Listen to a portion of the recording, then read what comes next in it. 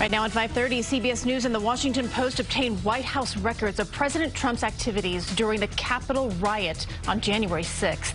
Good evening. I'm Christine Johnson. And welcome back. I'm Maurice Dubois. Those records reveal a nearly 8-hour gap in entries in Trump's call log and daily diary. Now, this raises important questions about what Trump was doing at the time and whether he was also making calls on a so-called burner phone, which are those disposable and untraceable phones. CBS News chief election and campaign correspondent Robert Costa revealed this information along with Bob Woodward of the Washington Post.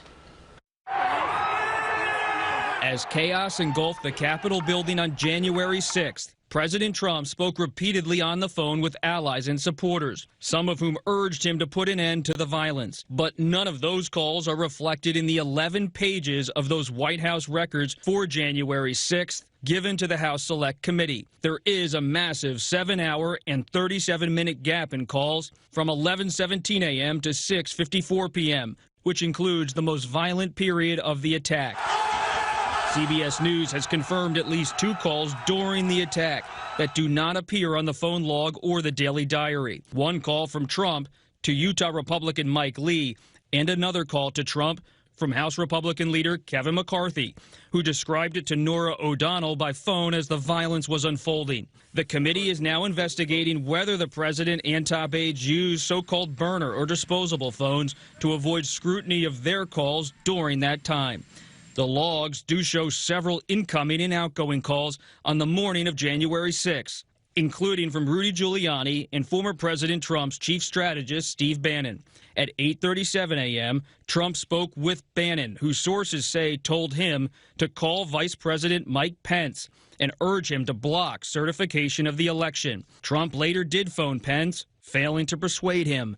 But that call is not listed in the records. There is a listing at 11:17 a.m. The president talked on a phone call to an unidentified person. CBS News has learned the Pence call was in that time frame. There's also a lengthy gap in records of the former president's movements during the attack, as recorded in his daily diary. At 1:21 p.m., the records note the president met with his valet. That notation signifies the president's return to the Oval Office from the rally. The next entry isn't until 4:03. The president went to the Rose Garden, it reads, where he participated in a video message to supporters. This was a fraudulent election, but we can't play into the hands of these people.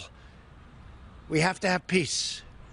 So go home. Bob Woodward said uncovering former President Trump's actions in those nearly 8 hours will be a key part of the committee's investigation.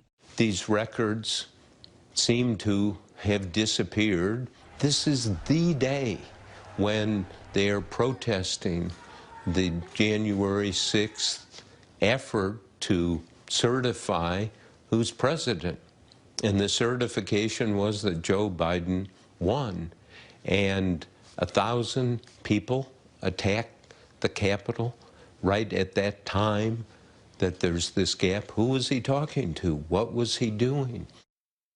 On Monday night, Trump said in a statement, quote, "I have no idea what a burner phone is. To the best of my knowledge, I have never even heard the term." A Trump spokesperson said that Trump had nothing to do with the records and assumed any and all of his phone calls were recorded and preserved.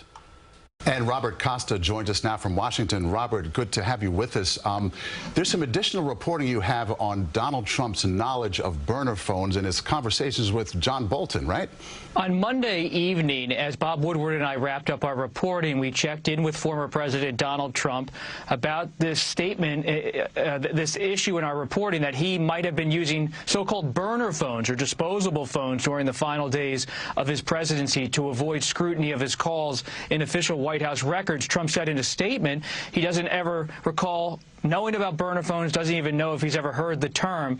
Then on Tuesday, after our reporting was published at CBS News and the Washington Post, John Bolton, the former national security advisor for Mr. Trump, called up CBS News and said, hey, wait a minute, I read about what Trump said in his statement, that's not true, because Bolton recalled Trump using the phrase burner phones in several conversations while Bolton was in the White House, and said Trump has full understanding of the meaning and knows that they're used to avoid having any kind of official record.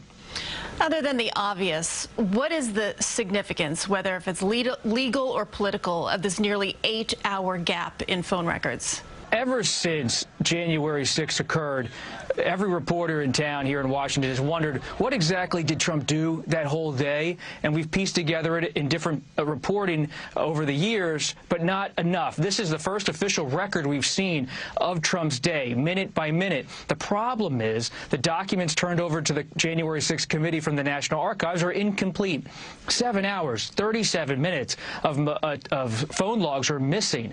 Why are they missing? Why were calls that were clearly made by Trump not recorded in the official federal documentation? That is a lingering question for the January 6th committee as it moves forward with its probe.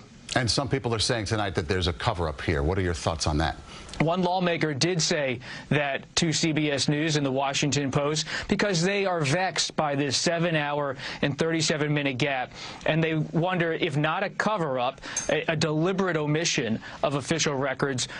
Did the president or his allies use personal phones or burner phones to avoid having who they're calling during an attack that left 5 people dead away from the public record? This is a fluid story, a fast-moving story, and still so many unanswered questions. But we are learning a little bit more, piece by piece, about what exactly Trump was doing.